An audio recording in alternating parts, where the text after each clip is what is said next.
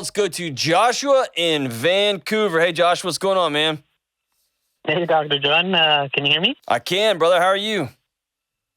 Oh, I'm doing well. Wow, can't believe I'm on the show. Cool. I can't believe I'm on the phone with you. Thanks for your time. Oh, thank you, man. So what's up? How can I help? Okay, so my question is, as a solo parent, how can I best raise two young daughters to be healthy and confident? That's actually kind of a part of the question. My next part of the question is, would it be better for them that I wait until they're adults for me to look for a partner? Yeah. Wait for them to be adults. So where is mom? Mom moved out about 2 years ago. She left the country and she's living with someone else. Okay. Yeah. How's the last couple of years been? Up and down. Yikes, man. Walk me through Yeah. how that initial transition happened. Did she just drop a bomb on you one day? Did your relationship slowly lose steam? What happened?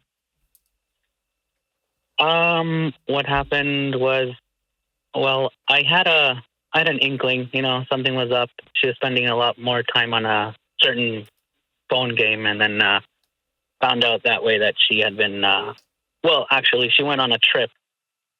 And then when she got back, that's when I found out, okay, yeah, the trip was not for what she was intended to go. It was to meet someone else.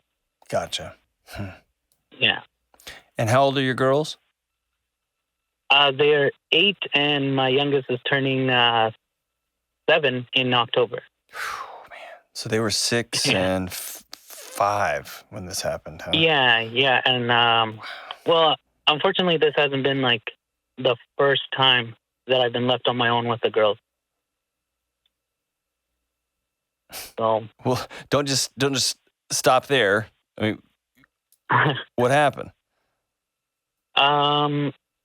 Well, the first time, I guess, she wasn't feeling as if though, I'm trying to remember here from the top of my head now. She had moved out to go live with a relative. To remember why, it was something that she just she didn't want to, I don't know, she couldn't live with me or something. Okay. Well, or her baby girls, right? Yeah. So tell me about these two wonderful young daughters. Tell me about them. Oh, they really are wonderful. They have kept me going, kept my faith strong. They're opposite in nature. One of them is really social. The other one's really quiet, more like me. And they have been my everything. They've been able to help me keep going. That's awesome. And vice versa, right? You've kept them plugged into life too. Oh yeah, for sure. Oh, and by the way, you had to do this during COVID, so that's fun, right? Yeah, that was interesting. Navigating single parenting in Vancouver in a pandemic. Good grief, man. Mm-hmm. So to answer your first question, how do you raise two daughters? Tell me that first question again. I'm just trying to give them the best chance. So I guess the way I phrased the question was, how can I raise them to be healthy and confident? Okay. So there's a couple of things here. Number one, their mom abandoned them. Mm-hmm. Mom said, I would rather a life that does not include you in it than one that does. Yeah. And so strength and confidence is anchored to our core narrative, our core parent. And when our parent abandons us, leaves us, that leaves us untethered completely, right? Mm-hmm. And so you are going to have to be that connection, that tethering, that grounding for them in a way that will feel more than you can bear it sometimes. Mm-hmm. Right? Yeah. What does that look like every day? That means every day you got to set up breakfast with them. if you can. Like, and I know single parents are working 45 jobs to make stuff work, right? That looks like your social life's going to be greatly altered because you're going to be spending time with them, right? Mm-hmm. And you're going to be setting up situations where they can go play and have relationships and be successful as well, right? So it's going to be just this mix mash, whatever the words are. It's going to be a hodgepodge. How about that? I like hodgepodge. Yeah. It's going to be tough is what I'm telling you. Oh, yeah. Do they know mom? Do they talk to mom? Do they have any interaction with her? Well, are you legally married? enough, Are you divorced? What's the status here? Yeah, let me fill you in here. So, with the court, we got, obviously I have the primary, what's called here primary parenting, basically the almost like full custody kind of thing. And she has, what's it called? She can contact with the kids. So we set up at least one day every week where she could video message them or talk to them through the messenger.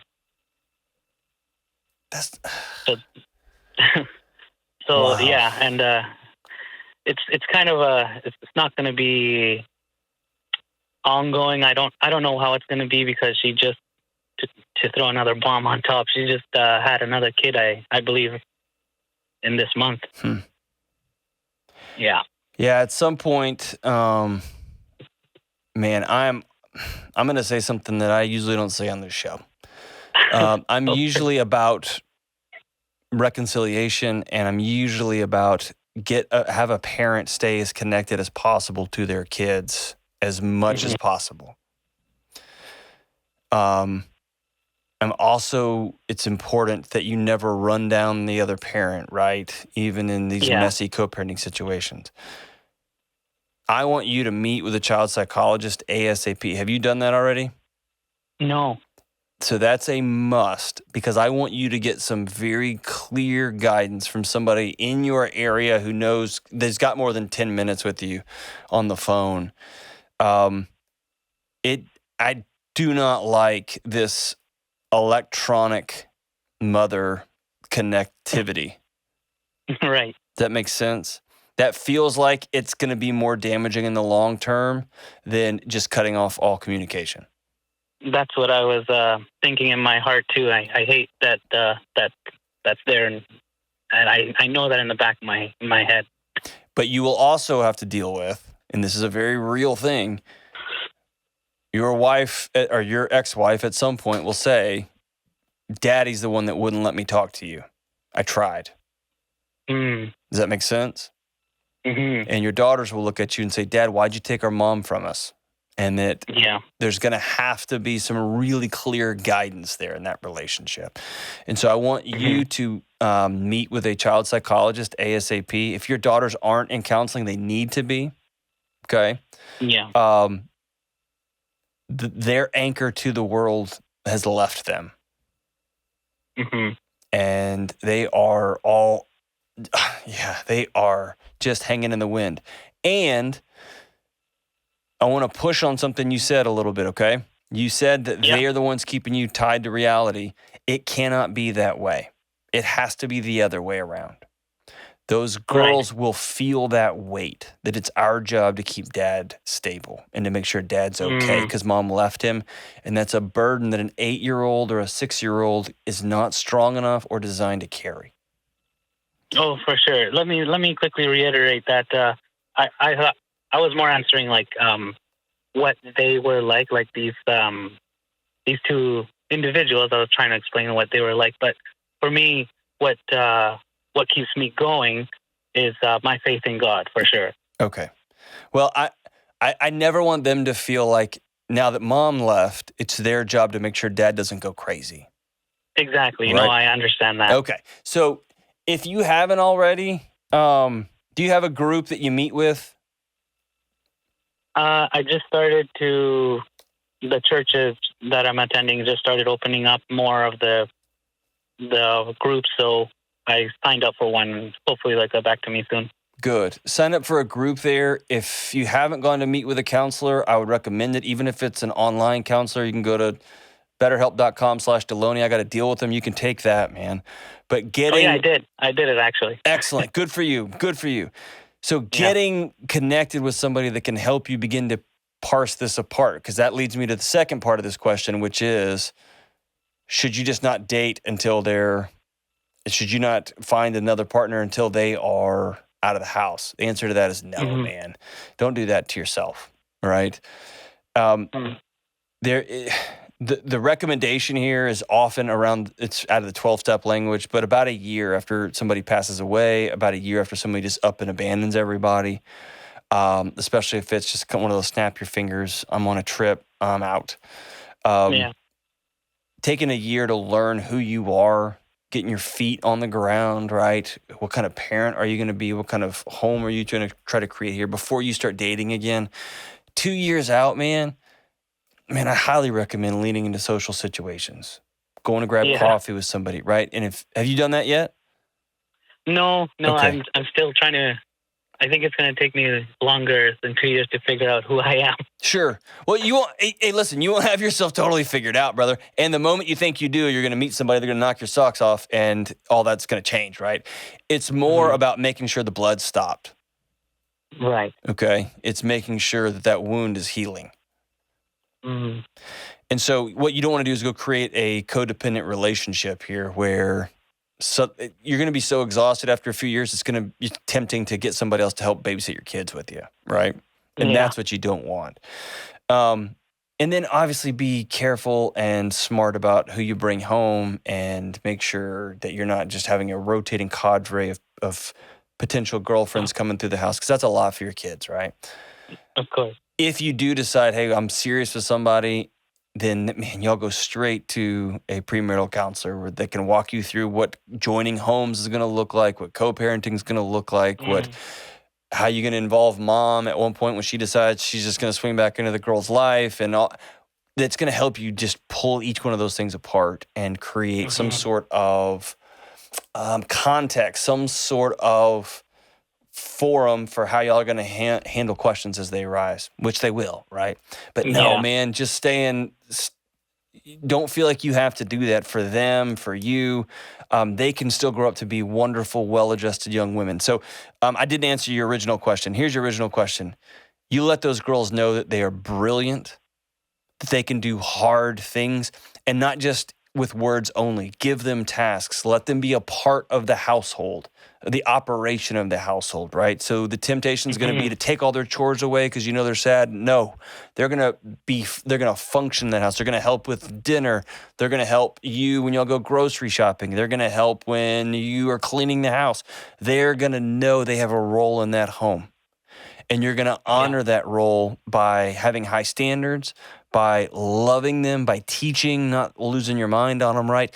Their esteem, who they are, is going to come through participation in that relationship, in that family unit. Does that make sense? Yeah, that makes good sense. That actually helps answer my question. I'm doing an okay job then. Well, yeah, and the tendency is to either put your foot way on the gas and try to control everything so this never happens again, and you can't do that because you'll suffocate somebody, or it's just I don't want to push them because I know they're hurting, and then the kids end up with no boundaries, man, and kids crave boundaries, right? And then making sure you take each one of them out on a date so that they know individually they are special and loved, and making sure that you go take care of you. That you're exercising, you're eating right, you're going out with friends, you're going on dates too. And so here's what I'm getting at. When you're at home, you are fully at home. You are the electronics are off. You are in their world. You are asking about their weird dolls or dragons or whatever things they're into, and you're learning it, and you're on all fours playing with them. And then when you are at work, you are fully in work. Because being guilty while you're at work doesn't do anything except make you less of a good employee. And when you are out on a date, you are fully invested in that date, right? And those little girls are with a babysitter that you trust or with a parent that you trust, and they are safe and secure there. You going halfway in on your date isn't going to help them either. Does that make sense? Be where you are fully, and when you're with them, be all in on them, right? Yeah, so learn to be in the moment kind of thing. Absolutely. And again, I'm going to stick by the always advice. Don't talk bad about mom. They will ask, why did mom leave us? Mommy's not doing well right now. Or mommy chose to go live in another house. That's a choice she made. I know we miss her, don't we? Mm-hmm. And you've had those nights where your kids are bawling, just saying, I miss mommy. Have you had those? No, but my oldest has asked about her whereabouts and why. Yeah. And say, mommy chose to go live somewhere else, and I miss her, and I know you miss her too. Yeah, we have had those conversations. Yeah. If they haven't had the bawling fits, the why not, I want my mom, they're coming, okay? They're coming. And on those nights when your daughter says, I just want my mom, Dad, I don't want to talk to you about this, I just want to talk to my mom, don't get your feelings hurt because they're kids, right? Yeah. They're just young children, and they're going to miss their mom. It's right for them to miss their mom. It's right for daughters to want to be around their moms. I mean, that's a special, special relationship that your ex-wife just stepped out on.